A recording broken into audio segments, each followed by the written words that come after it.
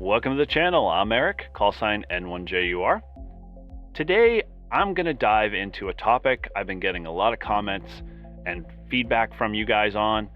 We're going to talk about logging. I'm going to share with you how I set it up and some of the hardware I use. So you're going to want to stay tuned.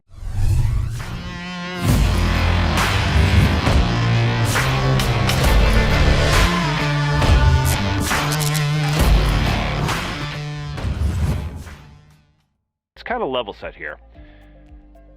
Maybe you're just starting out, or maybe you've been doing pen and paper for a while. One of the things that I've learned in all of my activations is making sure that I make it simple and repeatable when I'm out in the field. I am a big HaMRS guy.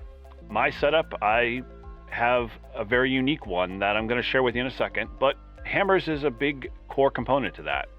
And what I want to say is that you don't have to use HaMRS only. There are many other logging applications out there, and it's really just kind of catered to what type of device or hardware that you might be taking out in the field and what you can run on that. But maybe, you're more of the tried and true person and you like to run, via pen and paper.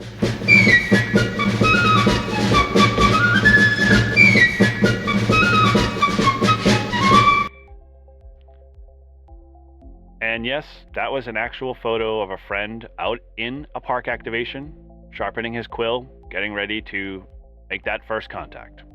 And you know who you are. Let's dive into HaMRS. Let's go over my setup, show you what I use for hardware. Obviously, first thing is I've been running an iPad. It's a 10-inch 9th gen, the cell option. And I'm going to get back to that in a second. I also take with me Bluetooth keyboard. It's by Yakubi, I think is the company name. I also include my POTA bag is a 2000 milliamp hours charging battery. And this is just primarily for in case I forgot to top off the iPad. So let's talk a little bit about HaMRS.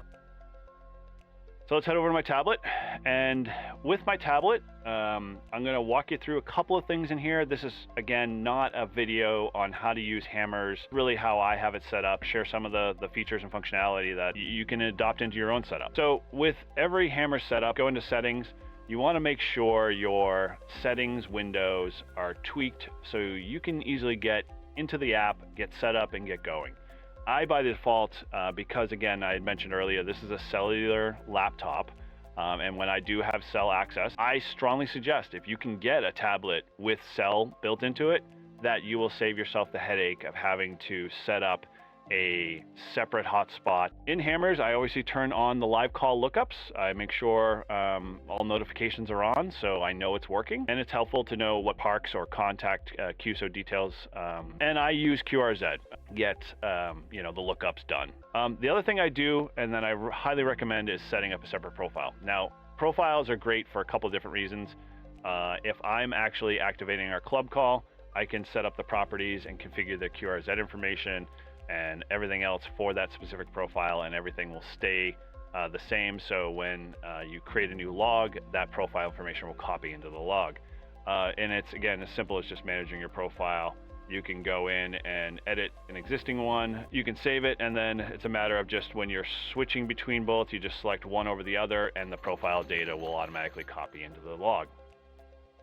Now, when I'm in a log, and obviously I'm not going to go through setting up a log if you've ever done that before, if you've ever played with HaMRS, there are plenty of videos out there. You can go through all of this setup. So we're just going to go into an existing log that I have here for a park that I did. One of the things I focus a lot of, and we're going to talk a little bit here as an advanced tip or trick, is how I do activations itself. So let's dive into that. Now that we've got HaMRS set up,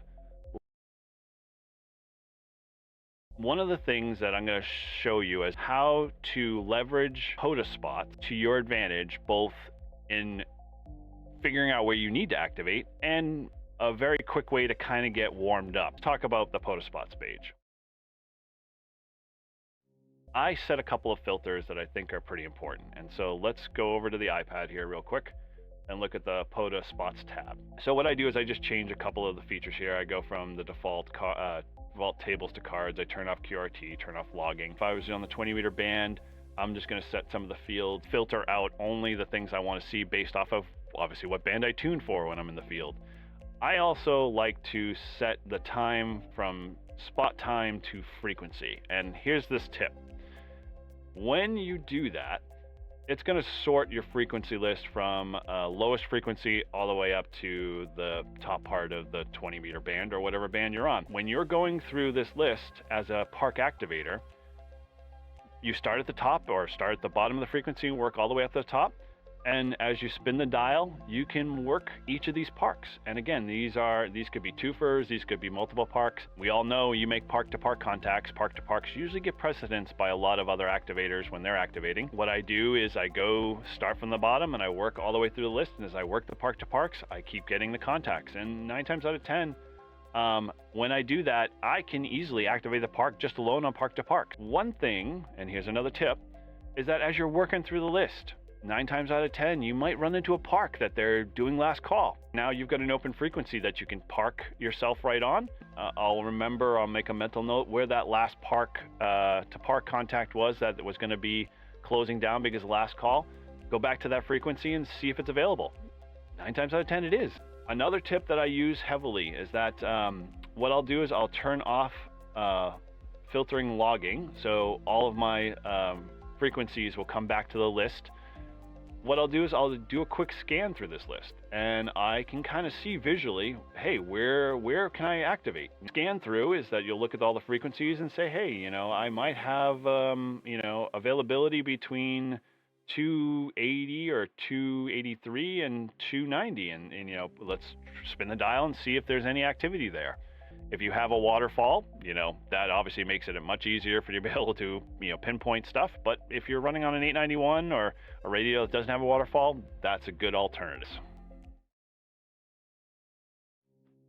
And so with the QSO maps, tips that I want to point out to folks, you can use this to kind of tweak your antenna, best optimum configuration. And again, this is just experimental and things that I've kind of learned in my setup. You can kind of get an idea based off of day, time, and where you might be activating, whether or not you might need to reposition your antenna. You might be seeing, a general pattern that you're reaching. Maybe in my case, where I'm on the East Coast, I'm, in this picture, covering Florida, Alabama, the South, more towards Canada and Ontario, and Europe and DX. Don't be afraid to look at your antenna and reposition your radials, or move the antenna in a little bit of north-south direction and see if you can see if you're getting any better reach. Adjust to the conditions based off of obviously the information and intel you get. Very useful for you to be able to get out there, be able to make the best of an activation. Okay, last thing here is how you deal with exporting. I've got a system that I've shared a couple of videos that I just want to kind of touch upon a little bit for folks, and I won't go into the details because I'll leave the video link in the show notes below. I'm going to walk through this a little bit quickly with you guys just to kind of give you an option in how you get your logs out of HaMRS or whatever app you're using into your home station. Dive over to the tablet here again. All right, so this is my logbook for all the logs that I currently have in HaMRS, and so as we all know, there's an export feature. You can export to ADI. What I would suggest, find a cloud-based file service. Google Drive, Dropbox, OneDrive. All of those services have an app that you can install, send it up to the cloud, and when you get back to your home shack, you can pull it off of a shared drive, load it to POTA.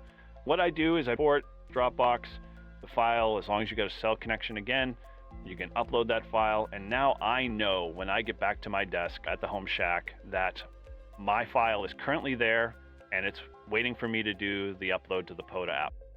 With that, there are a lot of great features and functionality, both with the setup I have and with HaMRS as well. And I hope I gave you a couple of ideas and tips that can help your activations in the future be that much smoother and more enjoyable when you're out in the field. And if you've got any more tips or tricks that you use when you do logging, leave them in the comments below. And as always, make sure you like, share, and subscribe. So with that, 7-3.